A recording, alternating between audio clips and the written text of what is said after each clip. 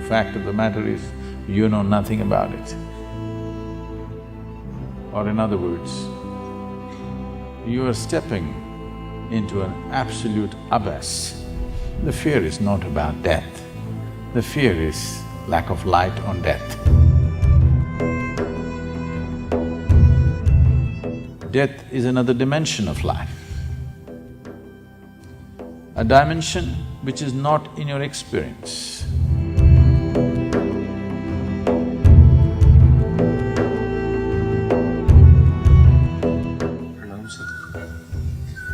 They say the fear of death is the mother of all fears. Why is this so, and how can this be overcome? Say, in daylight, when you can see clearly, if I ask you to walk from that tree to this tree, you will walk, no fear. Late night, suppose we turn off all the lights and we're just one day off the new moon, so it'll be a dark night. If I ask you to walk from there to here, there may be fear. Why? Because you cannot see where your next step is. You don't know what you're stepping into. That's a fear. The fear is not about the night. The fear is about the lack of light.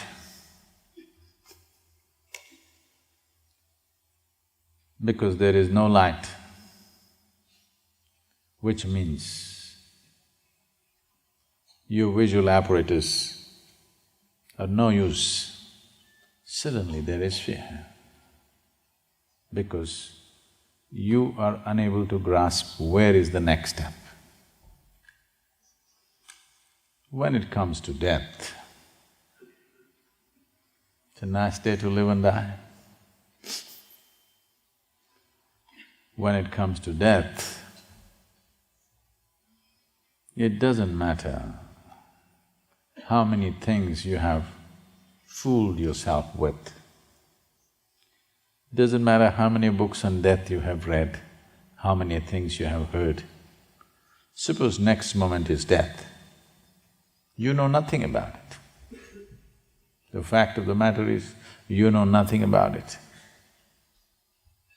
Or in other words, you are stepping into an absolute abyss. You're stepping into a dimension that you're unable to grasp. You can't see it, you can't hear it, you can't smell it, you can't taste it, you can't touch it. That means you have no way of knowing anything about it. Because you're stepping into something that you cannot see, you cannot in any way sense, there is fear. The fear is not about death, the fear is lack of light on death. Now, is this the mother of all fears? When we say mother of all fears, I know this word is being used in many ways. People have used this in terms of mother of all battles.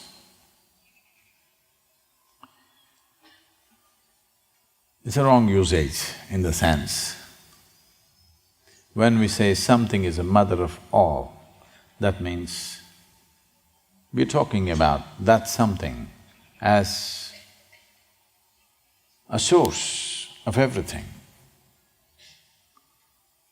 Or to put it more bluntly, it is that which breeds everything else.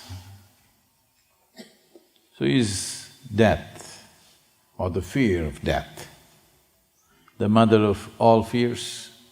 Does it breed every other fear?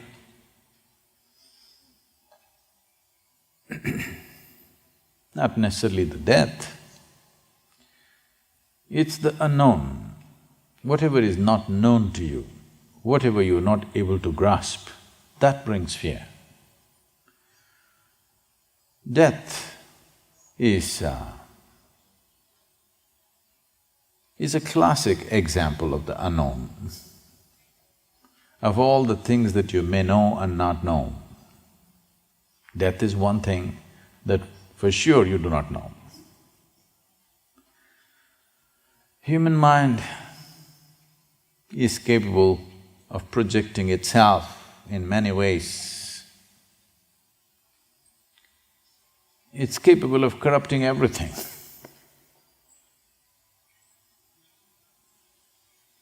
But death has remained outside the realm and reach of human mind. Whichever way you speak about it, people will only misunderstand because they're trying to understand it from the context and the dimension in which they are. Death is another dimension of life, a dimension which is not in your experience. If you try to understand, you will only draw parallels with what you already know. So, when it comes to death, you should not try to understand. You can only know it by experience.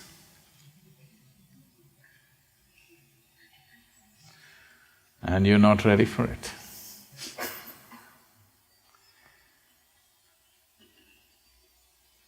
It is… at least this much you know. Though there are some people propagating that they will rise in death with their body. But any sensible human being knows that when a person dies, the body is left behind. Because body is not your property, it's Mother Earth's property. If anybody rises with their body, they must be booked under ecological laws. Because if all of us rise with our bodies, what will happen to this earth? There is no such thing. The material of the earth has to go back to earth. It's perfectly fine. Today this is a man, tomorrow it's manure, and good manure. Flowers will come, you know, mangoes.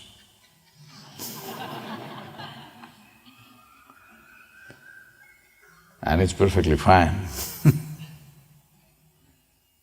At least when you're dead, you could turn sweet. Isn't it nice?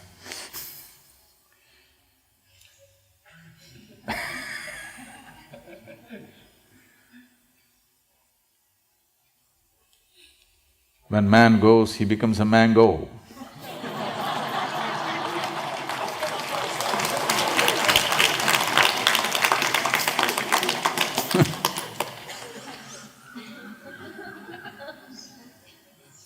So, the fear is not even about losing the body. If only you had a clear-cut knowing or an insight as to what will happen after you die, you would come to terms with it. You would check how the accommodations are out there.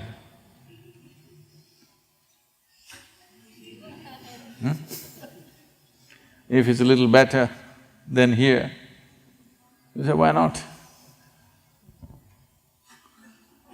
And you don't have to check whether it is Indian food or Chinese food out there, because you left the body here, you don't need food. Yes.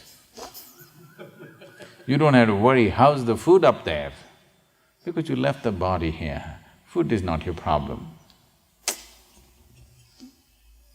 You just have to check the accommodation a little bit, how will you be? And where?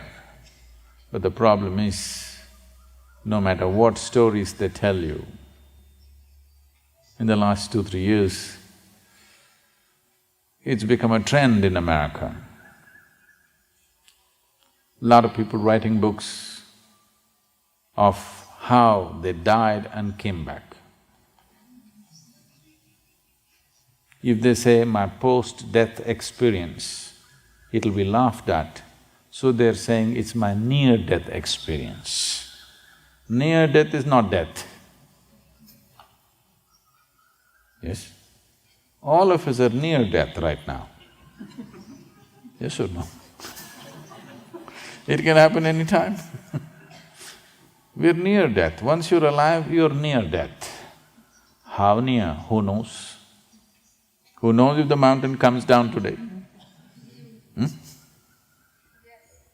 No, it's not.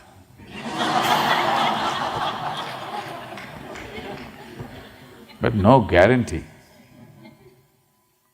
There is no… It's a beautiful mountain, okay? It it has no bad reputation of erupting in fire, but suppose it chooses to erupt today, what to do?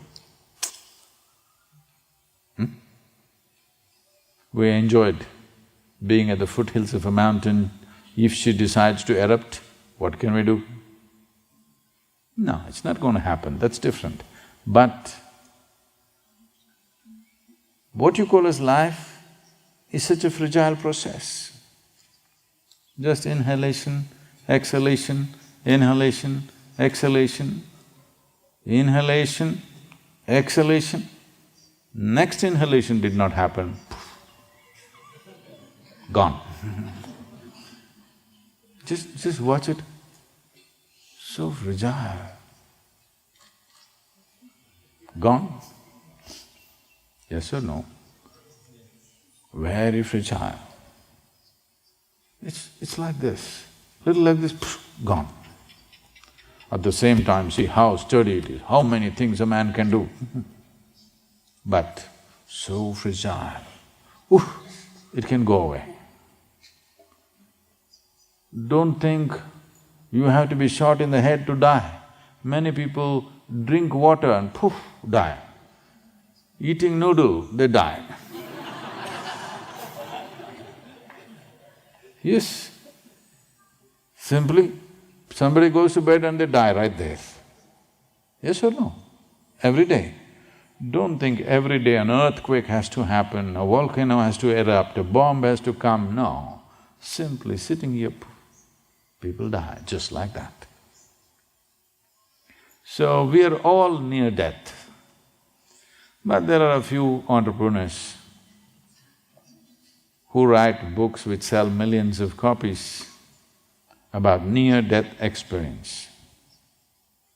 So, though all kinds of things have been written about it, next moment if you're going to die, you know nothing about it. When you think you're not going to die, you can make up all kinds of stories. Suppose you're going to die at the next moment. Stories won't stand, they will fall. So when all the stories that you believed in suddenly melted away, fear arises. Because the next step, you can't see where you're putting your foot. You don't know what it is. So, death is not the mother of all fears. Not being able to sense what is next is the mother of all fears, and death kind of epitomizes that experience. But you will see in this culture, people choose to die at a certain time, they fix their times, they sit down with a very blissful smile on their face, they die. because they have realized the nature of life. If you know the nature of what this is, then there is no death. Death is a fiction, in a sense. Did you ever die, anybody here? No, I'm not asking near death, I'm saying real death. Did you ever die, anybody? No. No. Did you meet anybody who died and came back? No. Have you ever seen a dead person? Where? Where? You saw a dead person? Where? No, you've seen a dead body. Have you seen a dead person? No. You only saw a dead body, not a dead person. So you have not seen a dead person, you have not met somebody who died and came back, nor have you any personal experience. So, how did you conclude that you will die?